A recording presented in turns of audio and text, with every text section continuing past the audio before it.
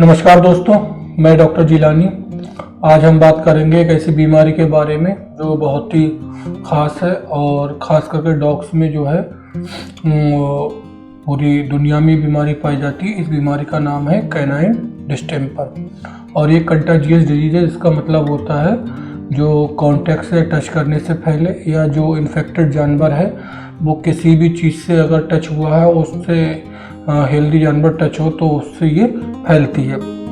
ये जो है वर्ल्ड वाइडली पाई जाती है। ये एक वायरल डिजीज़ है। अगर हम इसकी बात करें किस वायरस से होती है तो एक आरएनए वायरस होता है जिससे बीमारी होती है। और स्ट्रक्चर की बात करें तो सिंगल स्टैंडर्ड आरएनए होता है जो कवर्ड होता है या इनवेलप जिस पे चढ़ा हुआ होता है। और ये वायरस जो है वो लिपिड जो चिकने पदार्थ होते हैं उसके लिए सेंसिटिव होता है, उसमें ये मर जाता है। अगर बात करें हम इन्फेक्शन होने की तो जब ये इन्फेक्ट कर देता है वायरस से तो उसके 3 से 6 दिन के बाद बुखार आता है जानवर को, डॉग को।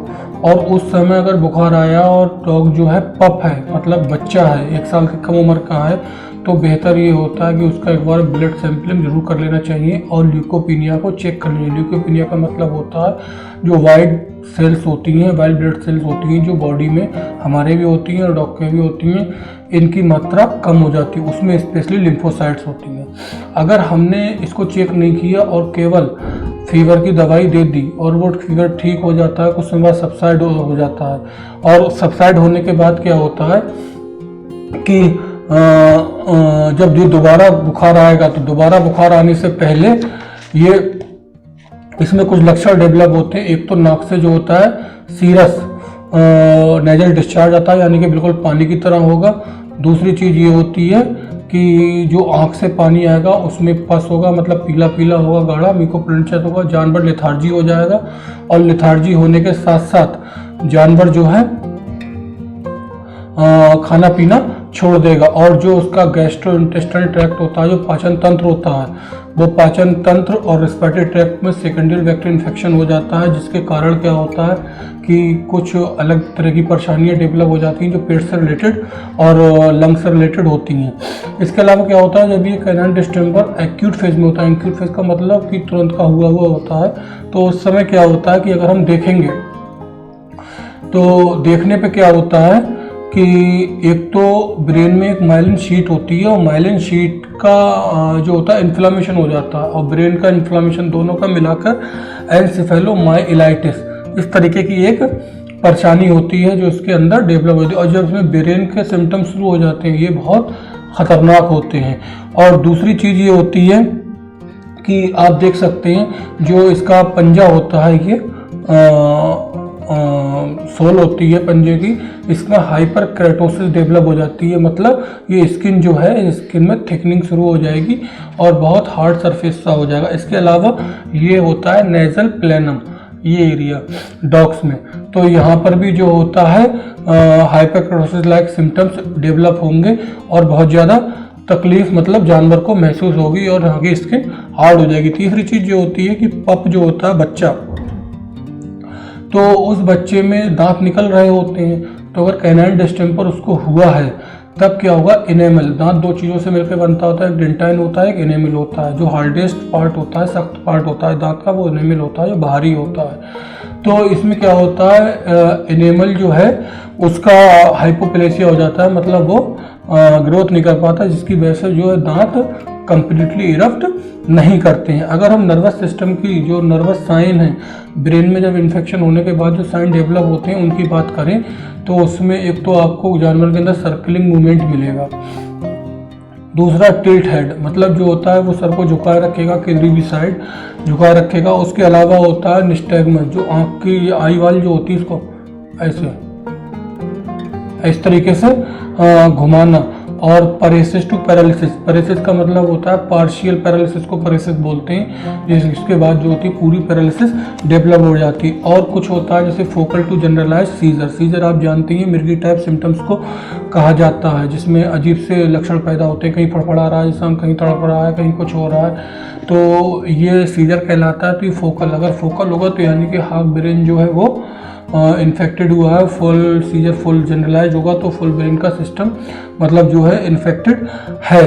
और लोकलाइज इनवॉलेंट्री मसल्स, आप वीडियो देखेंगे अभी, इसमें क्या कहते हैं जो उसकी मसल्स होती हैं वो फड़फड़ाने लगती हैं। आपने देखा होगा कभी कभी आपकी मसल्स कोई होती है शरीर की वो एकदम फड़कने लगती है, इसी को जो होता है ट्विचिंग कहा जाता है। कन्वल्शंस होते हैं और जानवर को सलाइवेशन बहुत ज़्यादा मतलब मुंह से लार आने लगती है, और लार आने का एक क्लासिकल सिम्टम्स होता है इसके अंदर च्युइंगम फिट।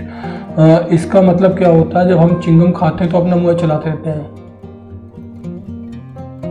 इसी तरीके से जानवर को जो ये डॉग होता है वो इस तरीके से करता रहता है। ये क्लासिकल लक्षण है कैनाइन डिस्टेम्पर होने का। अगर डिजीज की बात करें हम तो ये 10 दिन तक नॉर्मली रहती है, मगर अगर इसमें नर्वस साइन डेवलप हो गए हैं, ब्रेन में अगर चला गया, ब्रेन के साइन डेवलप हो गए हैं, सर्कलिंग वगैरह, ट्विचिंग वुचिंग, तो ये 1 मंथ, कुछ हफ्ते, कुछ मंथ तक भी जा सकता है।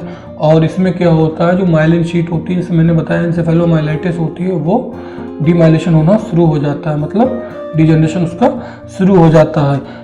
ये बीमारी जो होती है खास करके बच्चों में होती है, यंग पप में होती है। लेकिन अगर ओल्ड में इस तरीके की होती है तो उसे कहते हैं हम क्रोनिक डिस्टेम्पर एन्सेफेलोमाइलाइटिस। इसे ओल्ड एज डिस्टेम्पर भी कहा जाता है या ओल्ड डॉग एन्सेफेलोमाइलाइटिस भी कहते हैं। इसमें कुछ लक्षण मिलते हैं। एक होता है अटैक्सिया। अटैक्सिया का मतलब होता है जानवर लड़खड़ा कर चलता है, उसका कोई कंट्रोल नहीं होता उसकी बॉडी पर, कोऑर्डिनेशन नहीं कर पाता। दूसरी चीज़ होती है कंपल्सिव मूवमेंट होता है, और तीसरी हेड प्रेसिंग, वो अपने हेड को कहीं ना कहीं प्रेस करता है। इसके अलावा जो होता है चौथी चीज़ जो होती है वो होती है इनकोऑर्डिनेटेड हाइपरमेट्रिया, मतलब कोऑर्डिनेशन नहीं रहेगा किसी चीज़ में। अगर हम डिफरेंशियल डायग्नोसिस की बात करें तो ये बीमारी कई बीमारियों से डिफरेंशियली डायग्नोस करनी पड़ती है। जैसे कि एक बीमारी होती है लेप्टोस्पायरोसिस, ये भी खतरनाक बीमारी होती है डॉग एंड कैट की, तो इसको भी चेक करना होता है। ये बीमारी खास करके ह्यूमन में भी पाई जाती है, जेनेटिक डिजीज है, लेकिन ये उन जगहों पाई जाती है जो समुद्री किनारे के इलाके हैं या जो फ्लड पॉर्न एरिया है, जहाँ पर मतलब फ्लड ज़्यादा आता है, सैलाब वगैरह आता है, उन जगहों पर ये बीमारी जो होती है पाई जाती है। ये बहुत ख़तरनाक होती है। ह्यूमन में तो ये अनफर्टाइल कर देती है, मतलब फर्टिलिटी ख़त्म कर देती है, जनरेशन आगे नहीं बढ़ पाती। तो एक तो ये हो गई। दूसरा होता है इन्फेक्शन कैनाइन हेपेटाइटिस, जो पिछले वीडियो में मैंने बताया था, उससे भी हमें डिफरेंशियल डायग्नोसिस करनी होती है। तीसरा होता है रॉकी माउंटेन फीवर, ये तीसरी बीमारी होती है, इससे भी हमें करना होता है। चौथा होता है लेड पॉइजनिंग। लेड पॉइजनिंग का मतलब क्या होता है कि जो हम दीवारों पे कलर लगाते हैं, पेंट जो होता है, इसमें लेड की कुछ मात्रा होती है, और ये लेड की मात्रा होने की वजह से क्या होता है कि ये कभी कभी जानवर चाट लेते हैं, जिसकी वजह से उनमें पॉइजनिंग हो जाती है। खेतों में ऑर्गेनोफॉस्फोरस इंसेक्टिसाइड के रूप में डाला जाता है, तो ऑर्गेनोफॉस्फोरस पॉइजनिंग भी होती है। इनके सिम्टम भी सेम होते हैं, इनको पहचानना होता है। अगर हम ट्रीटमेंट की बात करें तो सिस्टमेटिक और सपोर्टिव ट्रीटमेंट चाहिए होता है, फ्लूइड बैलेंस किया जाता है, बहुत ज़्यादा नर्सिंग केयर चाहिए होती है इसके लिए, और ट्रांसक्युलाइजर ड्रग्स जो हैं वो इस्तेमाल की जाती हैं, जो कि एक रजिस्टर्ड वेटनरी प्रैक्टिशनर्स और वेटनरी ऑफिसर्स ही इसको कर सकते हैं। तो और अगर बात करें रिकवरी की, तो जानवर रिकवर हो जाता है, लेकिन अगर नर्वस साइन है उसके अंदर तो क्या करता है, ये सिम्टम्स जो हैं उसके अंदर रह सकते हैं। लेकिन ये बीमारी ना हो, 99% ना हो, उसके लिए हमें करना होता है कि वैक्सीन आती है, कैनाइन डिस्टेम्पर वैक्सीन होती है, जो कि मॉडिफाइड लाइव वायरस वैक्सीन होती है। इसको हमें इंजेक्ट कराना होता है उसके टाइम पे, जब टाइम आता है। जो हम 7-in-1 10-in-1 जो वैक्सीन लगवाते हैं उसमें कैनाइन डिस्टेम्पर की वैक्सीन रहती है। तो इसलिए ज़रूरी होता है दोस्तों,